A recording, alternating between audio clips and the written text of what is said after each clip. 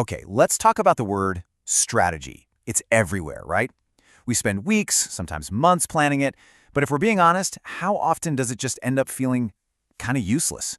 Just another buzzword on a PowerPoint slide that feels totally disconnected from what we're actually doing every single day. Yeah, it's gotten so bad that some leaders have literally banned the word from their companies. They just see it as this meaningless catch-all for, anything that sounds important. But what if the problem isn't the word strategy itself? What if we've all just been thinking about it completely wrong? And that really brings us to the core of the problem, this strategy dilemma. We're often taught that there's one right way to build a strategy, but here's the thing, trying to jam one single formula onto a business world that is incredibly diverse, well, that's a recipe for failure. So why is there such a huge disconnect? Well, it's because the business landscape today isn't just one single territory. It's more like a collection of wildly different environments. Some are super stable, some are pure chaos. And if you try to use the same map for all of them, you're pretty much guaranteeing you'll get lost. And that leads us to the big idea here. The problem probably isn't your specific strategy. The problem is that you only have one. It's like you're trying to build a house with only a hammer. What you really need is a full toolbox, because the right tool always depends on the job at hand. So, how do we fix this? We need to build what we can call a strategy palette. Think of it like a painter's palette with different colors. It's a simple framework for matching your approach to your specific environment. And it all boils down to asking two really simple questions. The first question is about predictability. How well can you actually see what's coming in your industry? I mean, some markets, like selling salt, are incredibly stable and predictable. Others, like consumer tech, can literally change overnight. It's a whole spectrum from clear to cloudy. And the second question is about malleability.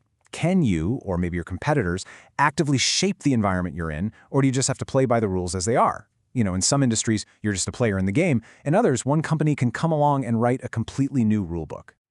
Now, this is where it gets really interesting.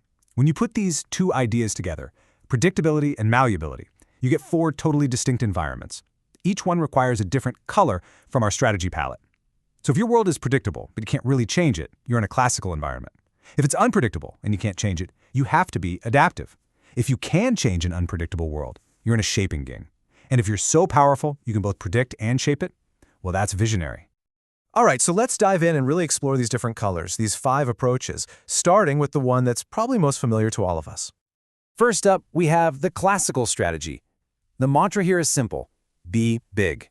This is your classic business school approach, perfect for stable, predictable industries, where the main goal is to analyze the market, find an unbeatable position, and then build a huge fortress around it. The process here is very methodical, very linear.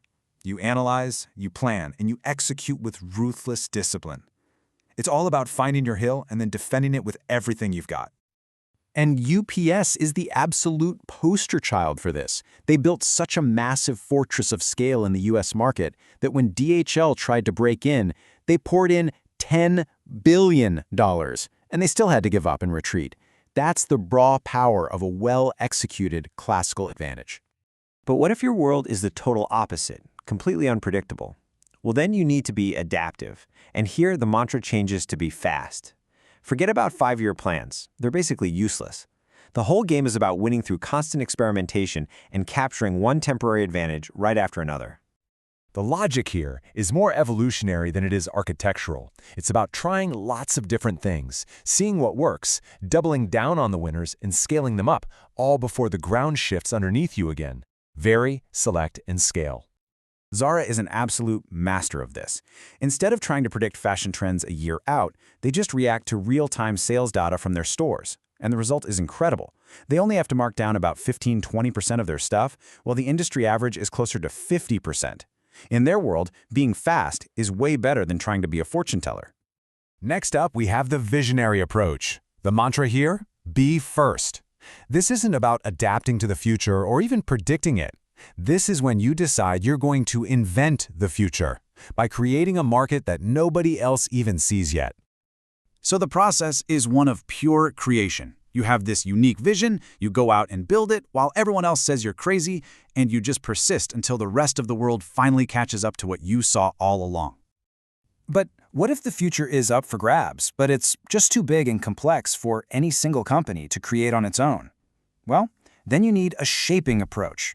Your mantra becomes, be the orchestrator. You don't just build a product, you build an entire ecosystem of partners to create a brand new market together. Just look at what Novo Nordisk did in China with diabetes care. They didn't just show up and try to sell insulin. No, they worked with doctors, patients, and even government regulators to build the entire market for diabetes care from the ground up. They shaped the industry, and now they dominate it. And finally, what happens when your back is against the wall and you're in a fight for your very survival? That's when you need the renewal approach. The mantra is brutally simple. Be viable. First, you do whatever it takes to stop the bleeding and just survive. Then, and only then, you look for your moment to pivot back to growth. Think about American Express during the 2008 financial crisis. As the credit markets just froze solid, their entire business model was facing an existential threat. And the result? Their stock price absolutely collapsed, falling by a staggering 87%. So what did they do? They ran the renewal playbook to perfection. They slashed almost $2 billion in costs just to stay alive. But, and this is key, they did it smartly. They protected their investments in the digital platforms they knew were going to be the engine of their future growth. And the result of that incredibly disciplined pivot from survival back to growth? An absolutely mind-blowing 800% recovery from the bottom. That is the power of a successful renewal strategy. Okay, so we've got our 5 colors: classical, adaptive, visionary, shaping, and renewal. But in the real world, large companies aren't just one thing, right? They're more like a collage of different businesses, all operating in different environments. And this is where it gets really tricky for leaders. Think about a company like PepsiCo. They run a very mature, very classical soda business. But at the same time, they've got to be incredibly adaptive to new health food trends. So how do you possibly do both at once?